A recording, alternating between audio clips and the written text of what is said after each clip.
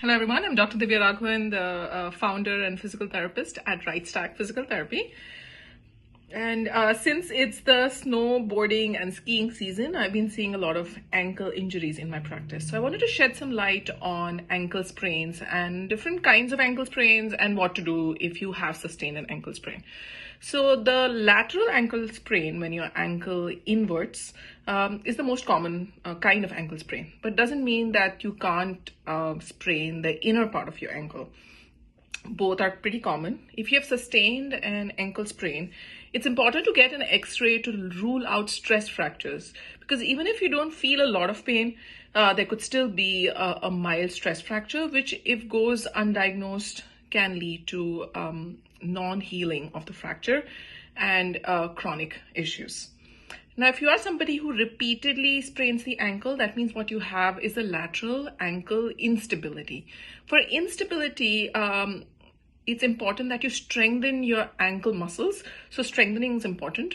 But for any kind of ankle sprain, whether it's a grade 1 ankle sprain, which means stretching of the fibers, a grade 2 ankle sprain, which is partial tear of the fibers, or a grade 3 ankle sprain, which is a tearing of all the fibers, it's important to do what is known as proprioceptive exercises. Proprioceptive exercises means balance exercises where you're challenging the balance by doing static as well as dynamic exercises.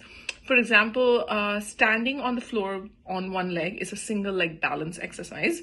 It's a static on static balance exercise, still helps with proprioception. Once a patient is able to achieve the static on static balance, we move on to dynamic on static balance, which is doing a single leg raises, single leg marching, single leg kicking backwards, a single leg forward T where you're bending forward to touch the floor. These are known as dynamic on static exercises. Again, helps with improving proprioception in and around the ankle. The third category of exercises would be a static on dynamic exercise, which means using a dynamic surface like a RX foam pad, a Bosu ball, a rocker board, a wobble board, and doing simple exercises like single leg standing, which is a static on dynamic.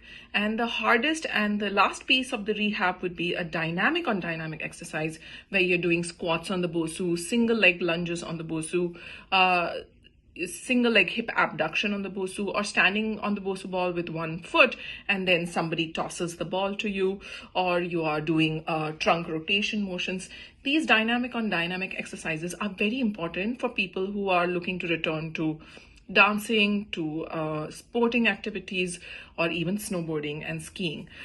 So follow along this advice. Make sure that you treat your ankle sprain right so that you don't end up with chronic issues.